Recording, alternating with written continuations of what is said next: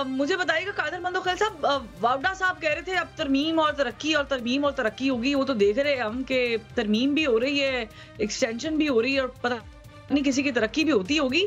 लेकिन military courts में trial, मैं डायरेक्टली बोल देती हूँ कि इमरान खान साहब का इसके ऊपर भी कोई सरप्राइज आ सकता है गवर्नमेंट की तरफ से, कोई इसी तरह जैसे इजलास में आया। देखिए, पहले यूसुफ साहब ने जो बात की है जजेस की तनख्वाहों के हवाले से, अगर जिस मुल्क में 35-35 साल से केस चल रहे हो और आप इस वजह से जजेस अपॉइंट नहीं करेंगे कि उनकी तनख्वाह कौन देगा, नंबर एक बात वो वफाकी हुकूमत ने देनी है। दूसरी तरफ यूसुफजई साहब की हुकूमत, जहां वजीर उनके घर अपने घर में बैठे उनको घर बैठे बैठे 2 लाख किराए अपने घर का दे रहे हैं और लाखों रुपए मराद दे रहे हैं। वहां तो पैसे है, पीआईए खरीदने का पैसे तो है, मगर जैसे जहां लोगों को इंसाफ मिलेगा वहां पैसे नहीं है। एक अजीब सी बात है। दूसरी बात, उन्होंने जो बात की है फुल कोर्ट की, मोहतरम दानियाल साहब ने फुल कोर्ट की बात, उस वक्त फुल कोर्ट में जो बात है ये उस वक्त जो 2 जजेस ने इसकी मुखालफत की है, उन 2 जजेस ने यह कहा कि अगर इस पे फैसला हो जाए तो आर्टिकल 51 और 106 जो है ना वो मुअत्तल करना पड़ेगा। अब वो 51 क्या है या 106 क्या है, वो ये है कि जो लोग आजाद जीते उनके पास 3 दिन का टाइम है कि वो कोई पार्टी ज्वाइन करे, चॉइस है। यहां मोहतरम इन 8 जजेस ने 15 दिन दिए, वो भी वर्किंग डेज, यानी अफ्ताई इतवार अगर मिला के तो ये 19 दिन बन जाते हैं। तो जाहिर बात है फिर वो जो आइन में आर्टिकल 51 सब क्लास 6 जो है वो तो मुअत्तल करना पड़ेगा ना। तो क्या गलत का इसके ऊपर कितनी तस्दीक उसको निशाना बनाया, नंबर एक बात। फिर ये 2 जजेस साहबान कहते हैं कि जब सुप्रीम कोर्ट के चीफ जस्टिस अपनी चीफ जस्टिस से जो कमेटी की मीटिंग बुलाई, बोले मैं नहीं मानता, मैं इस कमेटी में उस वक्त बैठूंगा जब आप ये इस बात का वजात देंगे कि मुनीब अख्तर को क्यों निकाल, यानी एक सब ऑर्डिनेट जज अपनी चीफ जस्टिस से वजात मांग रहा है। उसके बाद क्या कह रहे हैं, जब एक वज़ीर आज़म एडवाइस भेजता है सदर पाकिस्तान ऑर्डिनेंस जो कि कानून का हिस्सा होता है, तो वो उसके बारे में कहते नहीं जी ये फुल कोर्ट के सामने रखो, फैसला हो भाई। लेकिन इस कादर मंदोखैल साहब please let me add appointment देख लेना, आप जो अपॉइंट हुए आप क्या जस्टिस मुनीब अख्तर साहब पंजाब से ताल्लुक रखने वाला सिंध के कोटे पे जज होता है, फिर चौथे नंबर पे जज होता है याया अफरीदी साहब पहले नंबर पे, उनको छोड़ के और इनको ले जाते हैं सुप्रीम कोर्ट ताकि ये पहले चीफ जस्टिस बन जाए। ठीक है, लेकिन इसमें पॉइंट ये है, थोड़ी सी करेक्शन करता हूँ, फिर मुझे शौकत वक्त की किल्लत है। शौकत यूसुफ से भी मुझे सवाल करना है। उसमें ये है कि काजी फायजीसा साहब ने ऑन रिकॉर्ड कहा था कि ऑर्डिनेंस पार्लियामेंट की तौहीन है, और ये 1 मर्तबा नहीं, 2 मर्तबा कहा गया है। मुझे बताइएगा यूसुफ साहब, अब क्या आपको लग रहा है कि इमरान खान, क्योंकि आप लोग प्रिडिक्ट बहुत अच्छा करते हैं, आप लोग अभी भी दिसंबर प्रिडिक्ट कर रहे हैं खान साहब के बाहर आने के लिए 1 महीना 1.5 महीना, लेकिन अब क्या आपको पॉसिबल लग रहा है जिस तरीके से गवर्नमेंट ने कमर कस ली है? देखिए, एक होता है अल्लाह की तरफ से फैसले, एक होता है हमारे इंसानों के फैसले।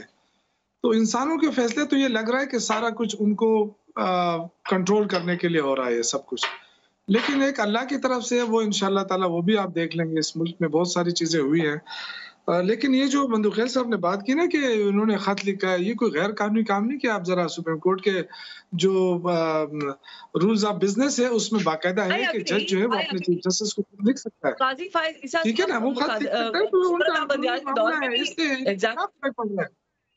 दूसरा ये कि देखें, जब तक आप लोअर जुडिशरी को, मैं अगेन एंड अगेन कह रहा हूँ, आप गलत तरीके से जा रहे हैं, आप लोअर जुडिशरी को मजबूत करें तो फिर जाके आपका अदालती निजाम बेहतर होगा। अगर आप ऊपर से आएंगे तो ये फंस जाएगा, मैं तो यही कह रहा हूँ।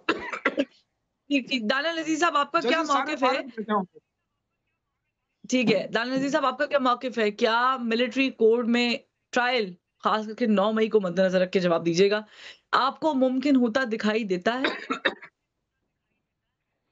जी देखें, इसमें जो बाकी लोग मुलव्वस थे उनका तो पहले ही मामला जो है जुडिशरी के सामने है। तो अभी जो मामला है वो इस वक्त के जो आर्मी एक्ट है उसमें वाज़ेह तौर पे लिखा हुआ है कि जो भी सिविलियन किसी भी ऑफिसर को फ़ौज के ख़िलाफ़ कार्रवाई में एड एंड अबेट करेगा, उनकी मुआवनत करेगा, उनको एडवाइस करेगा, उनकी सपोर्ट करेगा, वो भी उतना ही मुजरिम देखा जाता है मिलिट्री कोर्ट के सामने जितना कि वो सर्विंग ऑफिसर देखा जाता है।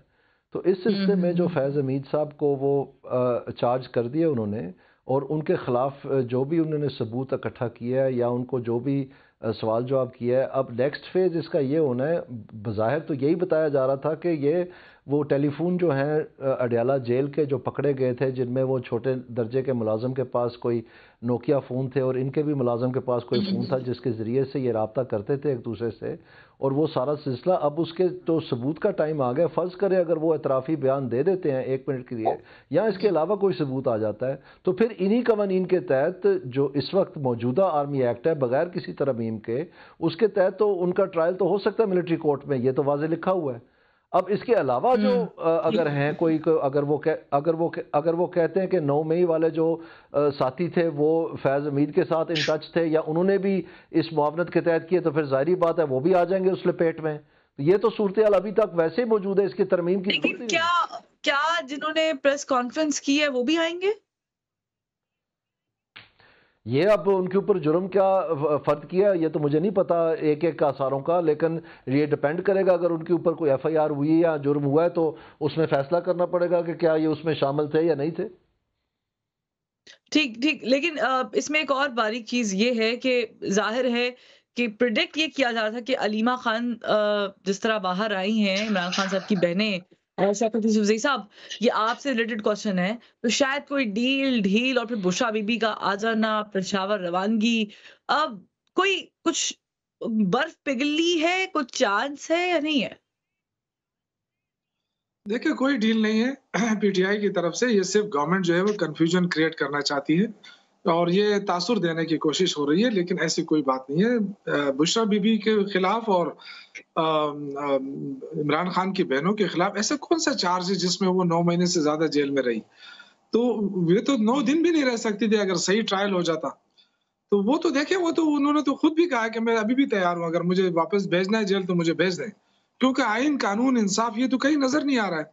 आपको लग रहा है कि मुल्क कानून आइन के तहत चल रहा है? इस वक्त तो देखें ना, एक ही ऑप्शन है कि इमरान खान को कैसा किस तरह उसको कंट्रोल किया। अगला मिलिट्री ट्रायल से मुताल्लिक भी कुछ हो सकता है? आपको डर लग रहा है इस चीज पे, या आपको लग रहा है कि ऐसा कुछ हो सकता है? देखिए जो कुछ हो रहा है मेरे ख्याल से तो बिल्कुल ये सारी चीजें उस तरफ जा रही हैं, लेकिन ये मुल्क के लिए अच्छा नहीं होगा, मुल्क के लिए नहीं होगा, इसलिए कि मुल्क आइन कानून की हम बातें करते हैं तो वो सारी चीजें बेमानी रह जाएंगी अगर आप। ठीक है, बहुत शुक्रिया अदाना नज़ीर साहब, खलील साहब और शौकत यूसुफजई साहब। लेकिन शौकत यूसुफजई साहब ने एंड पे कहा कि माहौल ऐसा बनता जा रहा है कि सब कुछ उसी की जानिब जाता हुआ दिखाई दे रहा है, यानी मिलिट्री कोर्ट में इमरान खान साहब का ट्रायल। और ये बात तो फैसल वाउडा साहब भी कसरत से कर रहे हैं कि ये अभी नहीं तो कल, कल नहीं तो परसों ये होगा।